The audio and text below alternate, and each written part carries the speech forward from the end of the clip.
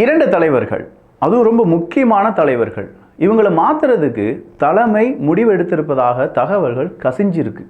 அது என்னப்பா தகவல் கசிஞ்சிருக்கு, அதான் எல்லாருக்குமே தெரிஞ்சிருக்கே அப்படிங்கிற மாதிரி இருக்கும். ஒன்று காங்கிரஸ், இன்னொன்று பிஜேபி. ரெண்டுமே நேஷ்னல் லெவல் பார்ட்டியப்பா. பிஜேபியை விட்டு அண்ணாமலை அவர்கள் அவருடைய மாநில பதவியிலிருந்து விலகினார், இல்லாட்டி அவரை தூக்கி எறிஞ்சிட்டாங்கனாலும் பிஜேபிக்கு பெரிய அடி விழும் அப்படின்னு சொல்லி எல்லாருமே சொல்லிட்டு இருக்காங்க. செல்வ பெருந்தகையை காங்கிரஸை விட்டு தூக்கலைன்னா காங்கிரஸுக்கு அடி விழும் அப்படின்னு சொல்லி நிறைய பேர் சொல்லிட்டு இருக்காங்க. இதில் எந்த தலைவரை தூக்குனா நல்லா இருக்கும், எந்த தலைவரை தூக்கலைன்னா நல்லா இருக்கும் அப்படின்னு சொல்கிற உங்களுடைய கருத்துக்கள், உங்களுக்குன்னு ஒரு சஜஷன் இருக்கும்ல, அதை கீழே கருத்துக்களாக பதிவு பண்ணுங்க. ஆனால் இங்கே இது மட்டும் நடக்கலையே.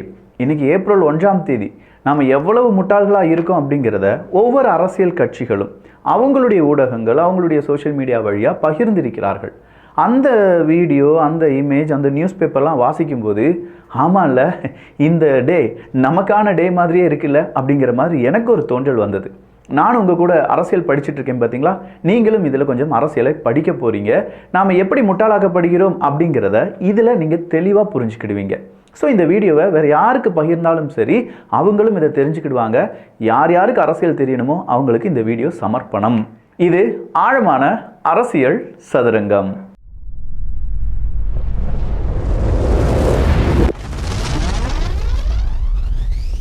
ஏப்ரல் 1ஆம் தேதி அதுவுமா நிறைய அண்ணாமலை அவர்கள், ஹச் ராஜா, பிஜேபி சார்பாக இருக்கக்கூடிய இன்னும் கொஞ்சம் பேர், அது இல்லாமல் நார்மலாக எந்த பக்கமும் இல்லாத நபர்கள், இவங்க எல்லாருமே எனக்கு ஒரு நியூஸ் பேப்பரை அறிமுகம் செஞ்சுருக்காங்கப்பா.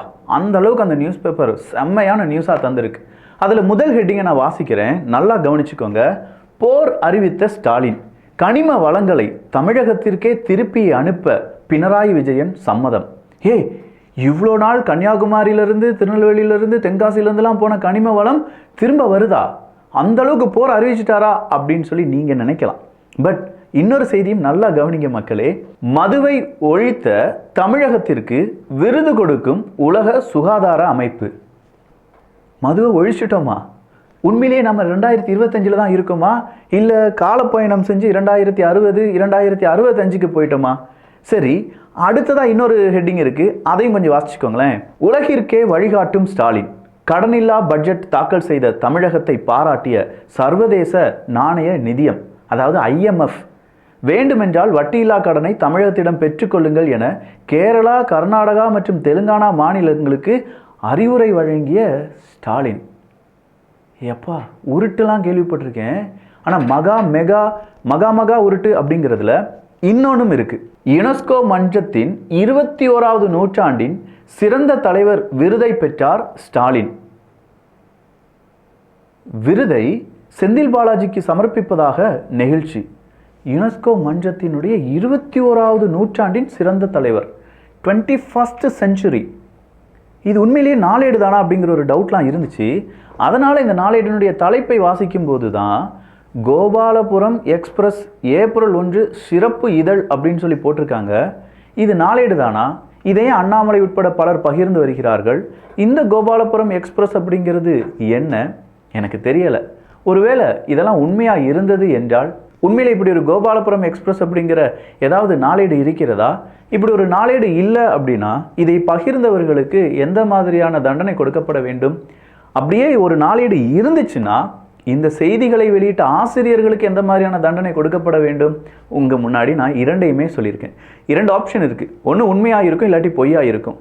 உண்மையாக இருந்தால் என்ன, பொய்யா இருந்தால் என்ன அப்படிங்கிறது உங்கள் முன்னாடி சொல்லிட்டேன். மக்கள் மன்றத்தில் இதை கொண்டு சமர்ப்பிக்கிற வேலையை நான் கரெக்டாக செஞ்சுட்டேன். அதற்கான முடிவை நீங்கள் தான் எடுக்க போகிறீங்க. அடுத்த செய்தி என்ன அப்படின்னு கேட்டிங்கன்னா, தலைவர்களை மாற்றக்கூடிய படலம் தான். ஒரு கட்டத்தில் செல்வ பெருந்தகை, செல்வம் அப்படின்னு சொல்லக்கூடிய செல்வ பெருந்தகை, இந்த செல்வ பெருந்தகையை மாற்ற வேண்டும் அப்படின்னு சொல்லி காங்கிரஸ் அங்கே இருக்கக்கூடிய நபர்களே கொஞ்சம் பேர் போர்க்கொடியெல்லாம் தூக்குறாங்க. குறிப்பாக சவுக்கு சங்கர் அவர்கள் அவருடைய உறவினருக்காகத்தான் எனக்கு எதிராக பெரிய அளவில் போராட்டத்தை இல்லாட்டி இப்படி எழுதிக்கிட்டு இருக்கார் அப்படின்னு சொல்லி செல்வ பெருந்தகை ஒரு நபரை கை காண்பிக்கிறார். இன்னொருத்தராக இருக்கக்கூடிய சிதம்பரம் அவர்களுடைய மகன் கார்த்திக் சிதம்பரம் அவர்கள், செல்வ பெருந்தகை அவர்கள் காங்கிரஸில் நடக்கக்கூடிய பல பிரச்சனைகளை ரொம்ப தோலுரித்து காண்பிக்கக்கூடிய ஒரு நபராக இருக்கார். இவங்களுக்குள்ள ஒரு போட்டி நிலவும் போது காங்கிரஸ் சீக்கிரமாக ஒரு இடத்துக்கு வாங்கப்பா, எப்படி இருந்த காங்கிரஸ் இப்படி தேஞ்சு கட்டரும்பா ஒன்றுமே தெரியாத அளவுக்கு போயிருச்சே அப்படிங்கிற மாதிரியான நிலைமையில தான் இப்போ இருக்கக்கூடிய தமிழ்நாடு காங்கிரஸ் அப்படிங்கிறது இருக்குது. இதையும் தாண்டி தமிழ்நாடு காங்கிரஸ் மிகப்பெரிய அளவில் ஜெயிக்க வேண்டும் என்றால் கண்டிப்பாக தனியாக நிற்கணும். ஆனால் தனியாக நின்னாங்கன்னா காங்கிரஸ் யாராவது பார்ப்பாங்களா? இல்லை. திமுகவினுடைய நிழலில் இருக்கக்கூடிய ஒரு சதையாக இருக்கிறது காங்கிரஸ். ஸோ இதே மாதிரியான காங்கிரஸில் செயல்பாடுகளே இல்லாத, இல்லாட்டி தேவையில்லாத பிரச்சனைகளை உருவாக்கக்கூடிய ஒரு அமைப்பாக மாறி வரும் இந்த காங்கிரஸில் செல்வ பெருந்தகை அவர்கள் வந்ததிலிருந்து பல பிரச்சனைகளை பார்க்க முடிகிறது. நிறைய குற்றச்செயல்களில் செல்வ பெருந்தகை அவர்களுடைய பெயர் அடிப்படுது. அது ஆம்ஸ்ட்ராங் அவர்களுடைய கொலை வழக்கிலிருந்து கடைசியாக சவுக்கு சங்கர் அவர்கள் வீட்டில் மலத்தை கொட்டியது வரை, இப்படி எல்லா இடத்துலையுமே செல்வ பெருந்தகை அவர்களுடைய பெயர் அடிபடுவதனால காங்கிரஸுக்கு மறுபடியும் பிரச்சனை வந்துருச்சுப்பா அப்படிங்கிற மாதிரி நிறைய பேர் பேசுகிறாங்க. எனவே அவருடைய தலைவர் பதவி காலியாகிறதுக்கான வாய்ப்புகள் இருக்குன்னு சொல்லப்படுது. இதை சில மீடியாக்களும் இன்னைக்கு ஷேர் பண்ணியிருக்காங்க. அடுத்தது அண்ணாமலை அவர்கள். அண்ணாமலை அவர்கள் பாரதிய ஜனதா கட்சியினுடைய மாநில தலைவராக இருக்காரு. ஆனால் அண்ணாமலை அவர்களுக்கும் அதிமுகவுக்கும் ஒரு பெரிய கிளாஷே உருவானது அப்படிங்கிறது நம்ம எல்லாருக்குமே தெரியும். வார் ரூம் அப்படின்னு சொல்லி அண்ணாமலை அவர்களை விமர்சிக்க, நீங்கள் டயர் நெக்கீஸ் அப்படின்னு சொல்லி அதிமுகவை திரும்ப விமர்சிக்க, இப்படின்னு சொல்லி பாஜக அதிமுகவினுடைய தொண்டர்கள் மாற்றி மாற்றி பேசிக்கொண்டது எல்லாமே போன முறை எல்லாமே நம்ம பார்த்துருப்போம். அது நாடாளுமன்ற எலெக்ஷனாக இருக்கட்டும், இடைத்தேர்தலாக இருக்கட்டும், இங்கெல்லாம் பல விஷயங்களை நம்ம பார்த்துட்டு தான் இருக்கோம். ஆனால் இப்போ நடக்கக்கூடிய 2026 தேர்தல் அப்படின்னு சொல்லும்போது இங்கே அதிமுகவும் பாஜகவும் ஒன்று சேர்ந்தால் மட்டும்தான் திமுகவினுடைய கூட்டணிக்கு எதிரான ஒரு பலமான கூட்டணியாக இருக்க முடியும் அப்படின்னு சொல்லி ஏகப்பட்ட பேர் அவங்களுடைய ஐடியாக்கெல்லாம் கொடுக்கும்போது, அதிமுக கூட நம்ம இணைந்தோம் என்றால் என்னுடைய மாநில தலைவர் பதவியை நான் ராஜினாமா பண்ணிடுவேன்னு சொல்லி அண்ணாமலை அவர்கள் சொன்னதிலிருந்து அவருடைய பதவியை எப்போது அவர் ராஜினாமா பண்ணுவார் அப்படிங்கிற கேள்வியை எல்லாருமே கேட்க ஆரம்பிச்சிருக்காங்க. குறிப்பாக திமுக கேட்க ஆரம்பிச்சிருக்காங்க. இதை சரிபார்க்கும் விதமாக அண்ணாமலை அவர்கள் என்ன சொல்றாருன்னா, எஸ், நான் டெல்லிக்கே போய் நான் தொண்டராக இருந்து கூட வேலை செய்யறதுக்கு தயாராக தான் இருக்கேன் அப்படின்னு சொல்லிட்டு வந்ததாக சொன்னாங்க. ஸோ இப்போ அண்ணாமலை அவர்கள் மாற்றப்படுவாரா, இல்லை அதிமுகவினுடைய பொதுச் செயலாளர் மாற்றப்படுவாரா? செங்கோட்டையன் அவர்கள் பொதுச் செயலாளர், எடப்பாடி பழனிசாமி அவர்களை ஓரம் தள்ளிட்டு அந்த பக்கமாக ஓபிஎஸ் அவர்கள், சசிகலா அவர்கள், டிடிவி தினகரன் அவர்கள், இவங்க கூட பிஜேபி அலைன்ஸ் வச்சுக்கிடுமா இப்படிங்கிற 2 ஆப்ஷனை மறுபடியும் மேலிடம் கொடுத்திருப்பதாக தகவல்கள் வெளியாகி இருக்கின்றன. இதில் அண்ணாமலை அவர்கள் வெளியேறக்கூடாது அப்படின்னு சொல்லி ஏகப்பட்ட பேர் நிறைய மெயில் அனுப்புறதாகவும், இப்போ நிறைய பேர் பப்ளிக்காக பேச ஆரம்பிக்கிறாங்க. அண்ணாமலை அவர்கள் இல்லைன்னா பிஜேபி என்னவா இருக்கும், பிஜேபியினுடைய அடுத்த கட்ட வளர்ச்சி என்னவா இருக்கும் அப்படிங்கிற பல கேள்விகள் இருக்குது. அப்போ இது எல்லாம் தான் தமிழ்நாடு அரசியலினுடைய அடுத்த பரபரப்பான செய்தி அப்படின்னு சொல்லலாம். ஓரிரு தினங்களுக்கு இந்த பரபரப்பு இருக்கத்தான் செய்யும். அடுத்த தலைவர் யார், அது காங்கிரஸாக இருக்கட்டும், பிஜேபியாக இருக்கட்டும், அதிமுக கூட பிஜேபி எப்படி அலைன்ஸ் வைக்க போகிறாங்க, அவங்களுடைய சீட் எண்ணிக்கை எவ்வளவா கொடுக்க போகிறாங்க, இப்படிங்கிற எல்லாமே இனி அரசியலில் பஞ்சமில்லாத செய்திகளுக்கான முதல் குறியீடு அப்படின்னு சொல்லலாம். அடுத்ததான் ரொம்பவே இம்பார்ட்டண்ட்டான ஒரு செய்தி, ஆதவ் அர்ஜுனா. எங்களை ஒரு டூலாக பயன்படுத்தி கொண்டார் ஆதவ் அர்ஜுனா அப்படின்னு சொல்லி விசிகா சொல்கிறாங்க. தமிழக வெற்றி கழகத்துக்குள்ள ஆதவ் அர்ஜுனா போகும்போது ஆதவ் அர்ஜுனாவை நம்பாதீங்க. எப்படி விஜயகாந்த் அவர்களை திருமாவளவன் அவர்கள் கூட இருந்தே கவுத்தாரோ அதே மாதிரி விஜய் அவர்களை ஆதவ் அர்ஜுனா கூட இருந்தே கவுத்து விடுவார் அப்படின்னு சொல்ற பல விமர்சனங்களை வைத்தார்கள். ஆனாலும் ஆதவ் அர்ஜுனா என்னுடைய கொள்கை இதுதான், நாங்கள் விசிகால இருந்தது அங்கிருந்து வெளியேறினது இதுதான் அப்படின்னு சொல்லி பல ஊடகத்திலும் பல நேர்காணலையும் சொல்லிட்டாரு. ஆனால் அதே ஆதவ் அர்ஜுனாவுக்கு எதிராக லாட்ரி மார்ட்டின் இருக்கார் பார்த்தீங்களா, அவருடைய மகன் இன்னைக்கு ஒரு பெரிய அறிக்கையை விட்டிருக்கிறார். ஸோ லாட்ரி மார்ட்டின் அவர்களுடைய மருமகன் ஆதவ் அர்ஜுனா, அந்த மருமகனை எதிர்த்து மகன் அவர்கள் ஒரு அறிக்கை விட்டிருக்கிறார். அந்த அறிக்கை என்ன சொல்லுதுன்னா, என் தந்தையின் பணத்தை தவறான வழிகளுக்கு பயன்படுத்தி கொண்டே எங்கள் குடும்பத்திற்கு அவப்பெயரை ஏற்படுத்தி வருகிறார். அவருக்கு இருக்கும் பதவி பொருளாதார பேராசையை தீர்த்து கொள்ள பிரசாந்த் கிஷோர் கூட்டணி அமைத்து கொண்டு பல கட்சிகளில் இணைந்து வருகிறார். அவர் செய்யும் கிறுக்குத்தனங்களுக்கும் எங்களுக்கும் எந்த சம்பந்தமும் இல்லை. இது தொடரும் பட்சத்தில் வழக்கு தொடரப்படும்.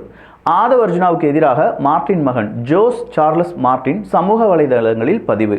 பாஜக மாநில தலைவர் அண்ணாமலை அவர்களை குறித்து ஆதவ் அர்ஜுனாவினுடைய விமர்சனத்திற்கு ஜோஸ் சார்லஸ் மார்ட்டின் கடும் எதிர்ப்பு அப்படின்னு சொல்லியிருக்காங்க.